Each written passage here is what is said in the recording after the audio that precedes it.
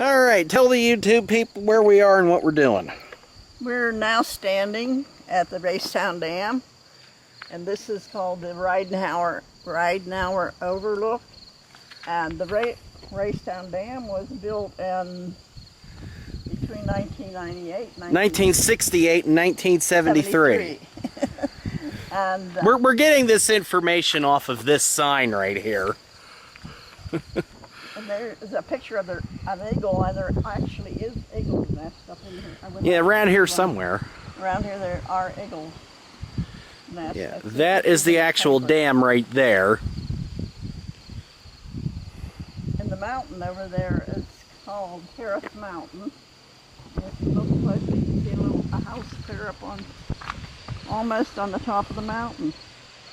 Yeah, it's up there. I'll zoom in on it. And the lake provides power for this area. I don't know how much area that means, but that's what it was built for power. Yeah, it's a hydroelectric dam. Yeah. That's the hydroelectric plant right down there. Down right down here, the emergency spillway. And the spillway and stuff's all down there too. And there's another little overlook right there. That's what that is. And this is probably the most beautiful view you'll see of the dam, right here. Yeah, this is the best place to look at it, you know. Because when you're up close to it, you know, all you really see is all that dirt down there. That's just panning across the mountains here, just kind of getting a look at that. The lake is, they say, it's 30 miles long. If the dam ever broke, there would be floods from here clear to Harrisburg. At least. At least. Just hope and pray the dam never breaks. I would like to see an eagle. Yeah, that would be something if we saw one today. And there has been pictures taken of eagles up here. Oh yeah. I've seen them in the paper.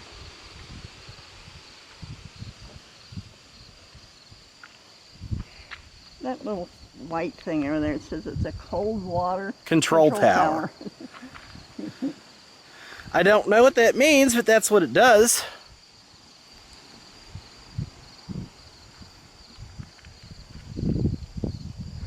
And there is a recreational area on up farther where you can. Yeah, you can head on up to 7 Points Marina. That's a few miles up the road from here. There's picnicking, and there's swimming, there's fishing. Well, tell them what place we passed on the way here. We passed Corbin's Bridge, Corbin's Island, and since my maiden name was Corbin, they might even be related to me. Yeah, never know. The people that the bridge was named after in the island.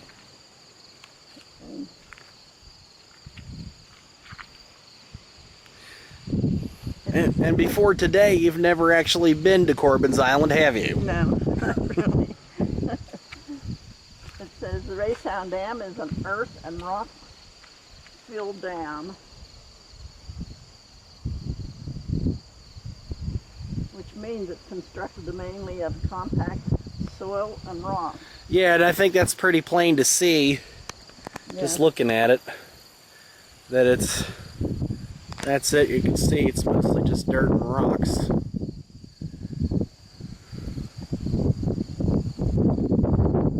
says here about eagle's nest. A typical nest is 5 foot in diameter, although some may grow as large as 9 feet.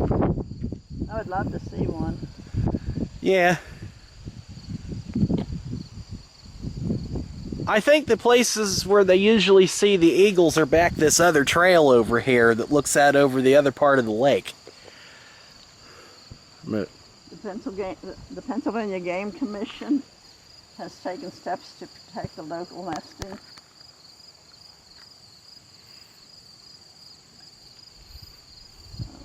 And as well the U.S. Army Corps of Engineers. That's who built this dam, the U.S. Army Corps of Engineers. yeah, and they still keep after it. They're responsible for the upkeep. Yeah.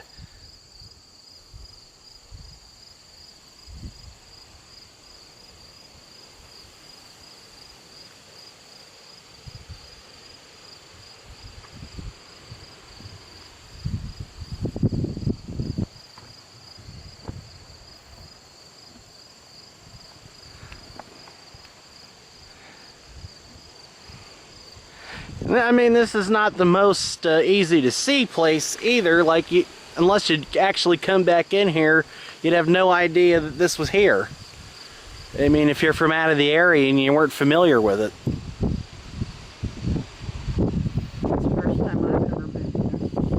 Up on this section. Yeah. I've been down to the base of the dam already. Yeah. And I've been to the marina. There's a plaque down there in that little pavilion down there right on the outside of it that says it was dedicated by Gerald Ford in like 1974 or something like that.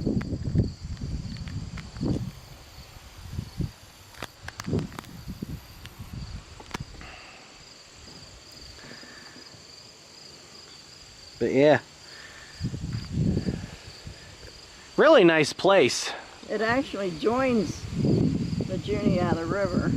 I thought it was part of the Juniata River, but No, it just joins. it just runs into it. It says it generates enough power to supply 8,500 homes. And I'm just gonna hold this out over the map here, but yeah, you can see this is a map of the lake itself, and how that's about a 30-mile stretch of land that covers, if you can believe that.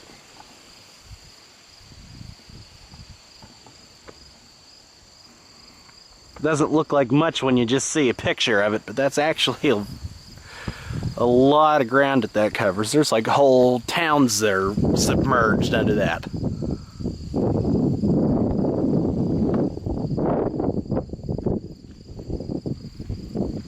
Here's what it costs to build this dam. $78 million for flood control, recreation, and hydroelectric power. It was opened for recreation in 1975. Yeah. Okay, That's about all there is to say about this place. But, I think it's fascinating just to think that at one point, you know, all this land was like a bunch of towns and stuff, and now it's all water. And to think it's all being held back just by that right there. But it's been doing it for 40 years now. they had to move people's residences, they had to move a cemetery, a lot of things they had to move in order to build this dam. Yeah. I know there was a smaller dam originally. Was it in the same spot or was it somewhere else? Or don't you I'm remember? not sure. Yeah, because I remember there was just like an old, I think it was just like a dirt dam before, and it was starting to get a little shaky. So that's when they decided to build this one.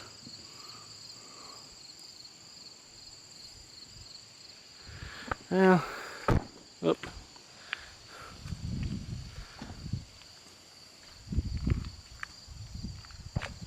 What those little white markers are for? Boats, I guess. And probably to tell boats like you can't go here.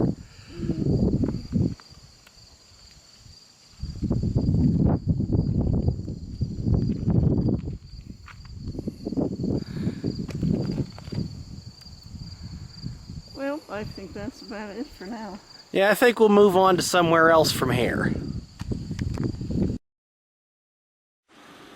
Okay, so we got rained out of the spot where we wanted to go, so what else did you have to say for this one?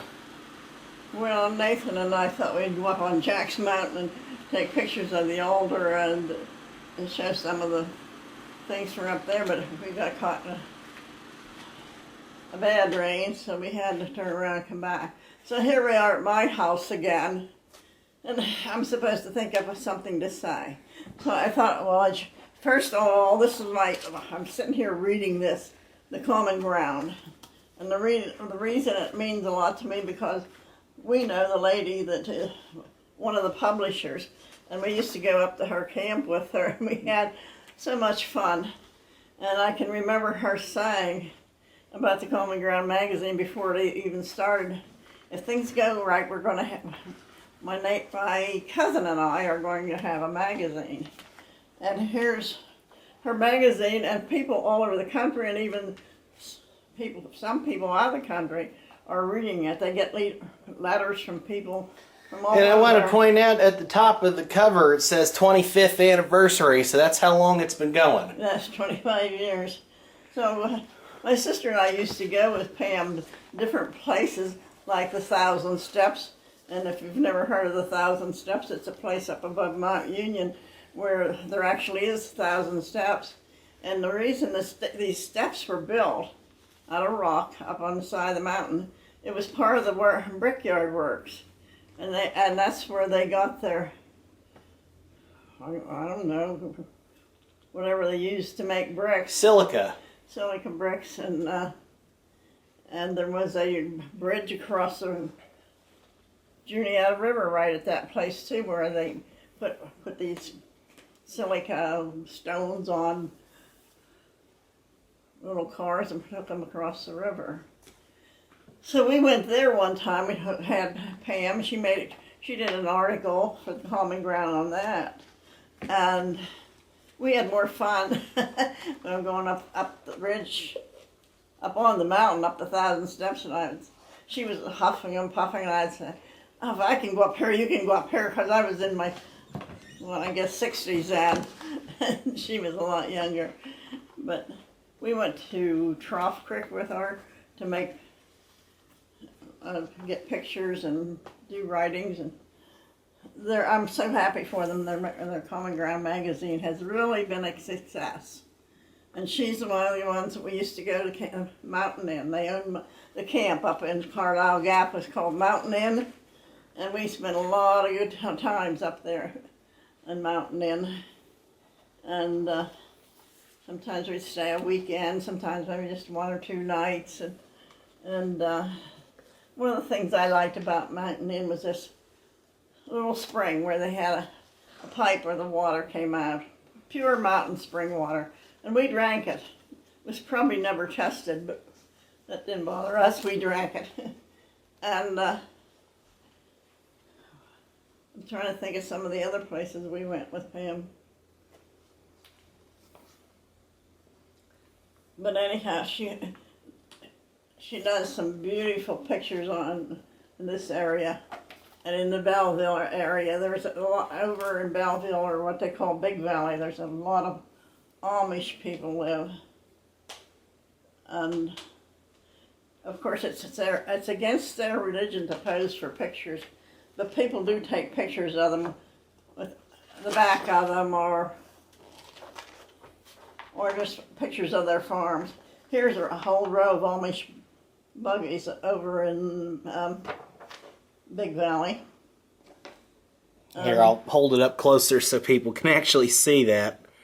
There we go. One thing I've learned about the Amish religion, there's more than just one religion. There's at least 3 different ones, and the one sect drives yellow tops, one drives black tops, and then there's the white tops. And then here is a picture of Newton Hamilton. Of course, that's where I lived up at Newton Hamilton for 57 years before I moved to here in the Ruth Rock Apartments. And that's where my kids were raised, and they went to the Mount Union High School. And now, Nathan, my grandson, he and his mother and her husband live in my old house. And this is the church I went to up at Newton Hamilton. Yep. Took Nathan to church with me too. So if he's not a good boy, it's not my fault. I think anybody that's subscribed to this channel knows the sorts of things I do already. So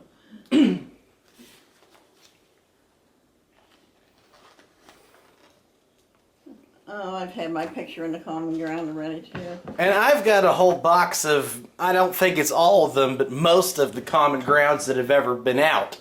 I wish I'd have saved them all. When I had sailed to move down here, I sold some of my common grounds, and I wish I would have kept them all. And people do collect them Yeah. because of the pictures in the articles. And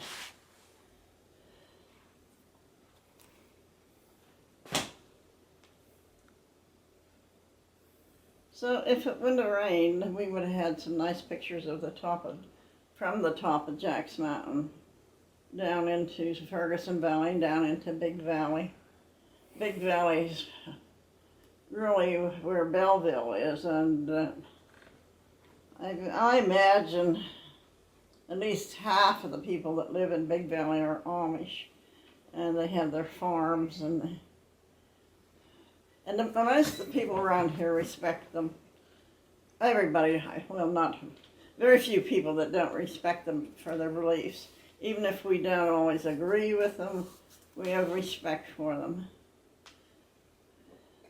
They don't believe in having their picture taken. They don't believe in driving cars. They don't have horses and buggies. They don't believe in having telephones, although they might have one community telephone out in the field someplace for emergencies. And their clothes are different from what we wear. Very plain. Very plain. That's what they call themselves, plain people. And to them, we're English. We're all but because we speak English. Their language is mostly, I don't know, we call it Pennsylvania Dutch, but I don't think it's Dutch as much as German. Yeah, it's like a modified German. German, yes. And to people that never lived near any Amish people, they're really different. But we're so used to seeing them, and we're acquainted with them, and some of them we're acquainted with. And I rambled about this in one of our road trip videos. I actually got to see Jeremiah from that show, Breaking Amish. Yeah. He was in at the store where I work one day, and I went on this whole rant in one of our road trip videos about how fake those shows are, and I think that guy got a wake-up call from how many people in our store had no idea who he was. Good. Because they have what they call Amish Mafia. There's no truth in that at all. The Amish... And that's what I said before when I ranted about that. Yeah. Probably never even saw. Yeah. Because they don't believe in having television. They don't have electricity. So and very few of them break Amish. There might be a few of the younger people that have gone away, left the Amish, but they end up being maybe Mennonites or something a little less plain. And I actually had a former co-worker who was originally Amish, and he left that. Yeah, well, sometimes they do. And I was reading in the paper where the governor and some other people have gotten together and they're signing a petition against those two TV shows because it's offensive to them to say there's an Amish mafia. The whole idea is ridiculous. Right. There is no such thing as Amish mafia. And if they were everywhere of the mafia, they wouldn't be Amish anymore. They'd certainly be put out of the church. Yeah, the Amish are very religious people, and they would never do something like that. No. So, like I said, most of the people around here respect them. I have some friends that are Amish. And they're hard workers. They don't depend on somebody else to keep them. When their people get old, they build what do they call it? Anyhow, it's a house for the grandparents. Right next to their own homes, they build this house for the grandparents.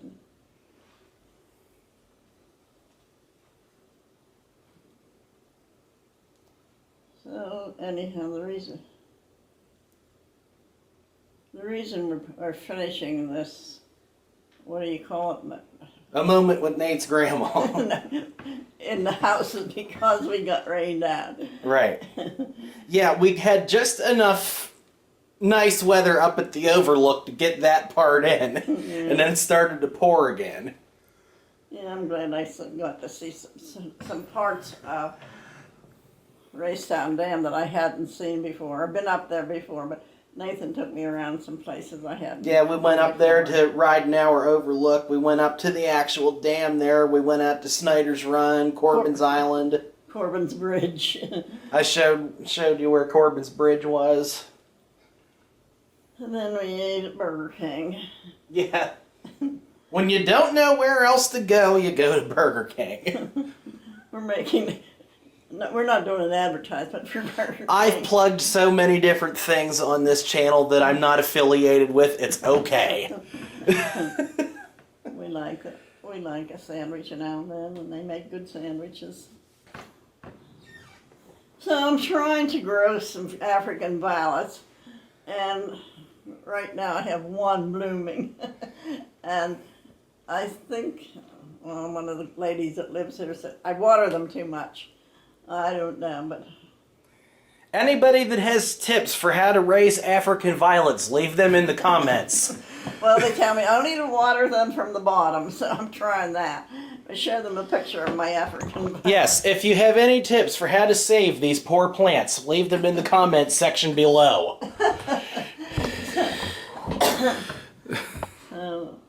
I love African violets. I used to have them when I was living up at Newton Hamilton, but one of the reasons I can't grow them as well down here is that's the wrong window, and we have these big shade trees out there. Yeah, there are huge trees out there that block most of the light. Right. We didn't have enough. You can't see them now because it's nighttime, but they're there. So I enjoy sitting here. What we do for fun here is sit out on the porch. And I don't think you'd call it gossip. We watch people going in and out and wonder where they're going, or wonder who that is. You sit there and be nosy. We're nosy. And we watch the kids from across the way. There's other apartments, and they're called the McVaytown apartments. We live in Rothrock apartment. And we watch the kids, and sometimes they come over and visit us. And most of us enjoy it because we love kids. There are some that say, those kids don't belong over here. But, This coffee mug here has a picture of the school that used to be where this building is now. This was the Rothrock High School. when I went here to school, and I was in high school, it was called the McVaytown Oliver, MOHS. McVaytown Oliver High School. That's what my class ring had on it, MOHS. But it's changed twice since that. Now it's Rothrock Apartments. We tore the building, the whole high school down, and built these apartments. Where I live, there's right here in the Rothrock Apartment, there's 28 apartments, and most of them are women, but we do have a couple men living upstairs, and we used to have some couples. I don't think we have two people living in an apartment anymore. We had several husbands and wives living here when I lived here, and now it's mostly ladies. And we all get along pretty well, and we all have fun. In the winter time, we do puzzles. In the summertime, we sit on the porch and rock. That's all people do in the summer. They sit out on the porch and rock. And in between, you do this. In between that, I read a lot. I am not a big TV fan. I watch quiz shows, but I really read a lot. That's what I sit here and I read till I get sleepy, and then I go outside a while, and then I come back and I read. And I will say, you have perfected the art of watching TV, reading, and taking a nap at the same time. All at the same time. No, and sometimes it makes me mad if I fall asleep before Jeopardy's over and I forget who won. I didn't get the end of it. My favorite shows are Wheel of Fortune and Jeopardy. So, and at lunchtime I watch Price is Right, but I'm not really a big TV fan. Some of the stuff that's on TV these days are, I might sound like an old woman, but some of the stuff that's on TV is not good. It's not worth watching, and it's not even nice. We were laughing out there on the porch the other day. There's a show on TV where these people are running around in the woods in the nude. Yeah, I forget what that show's called, but I've heard of it. Yeah. Hey, nothing against people that are into that, but that's just a little weird for me. You can imagine how people my age look at stuff like that.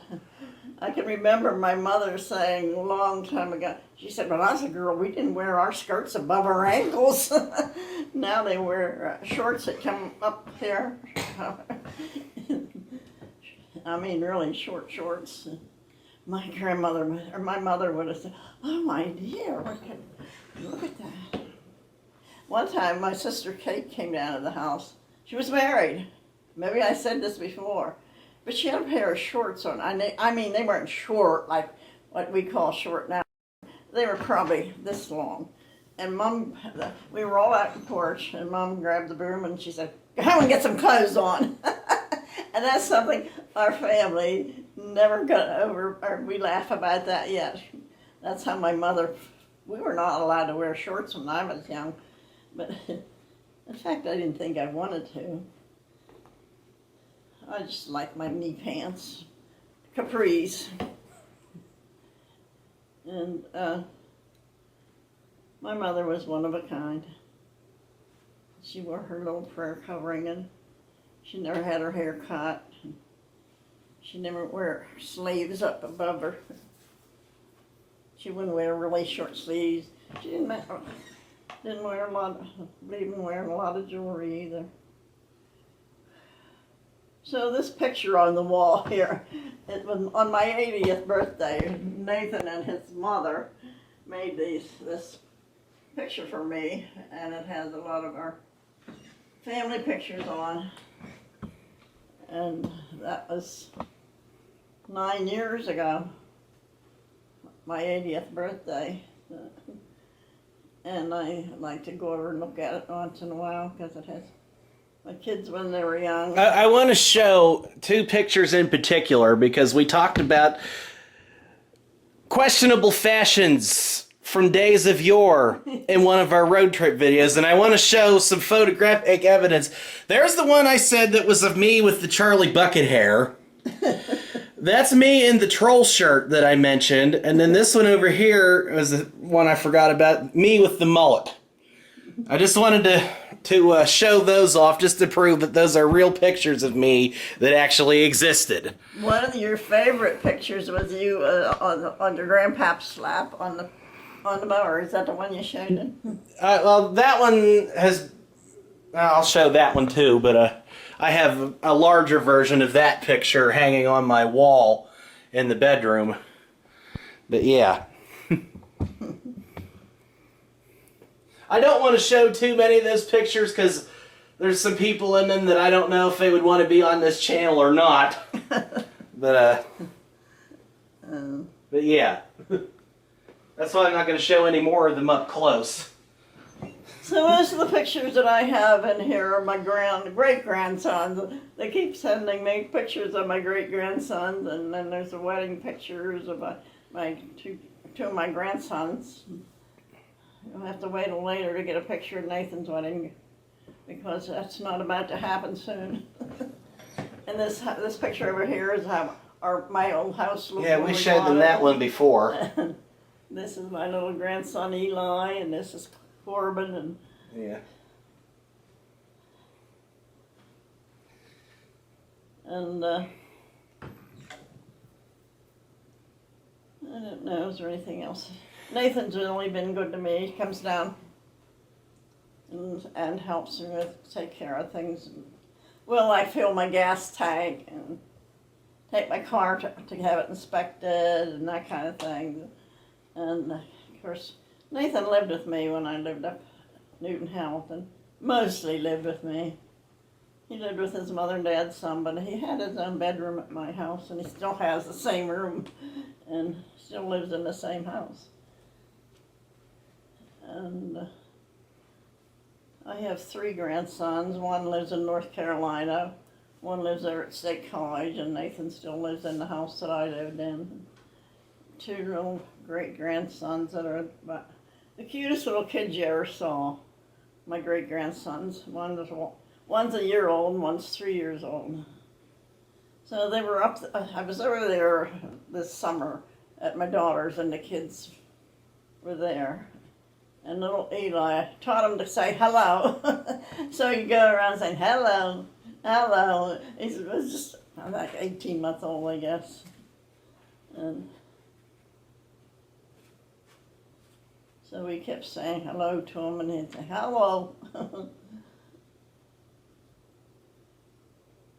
Corbin told me, he said, I was over there during when my birthday was, and he said, we got you a fruit basket for your birthday, but it's a secret. That was the end of that secret.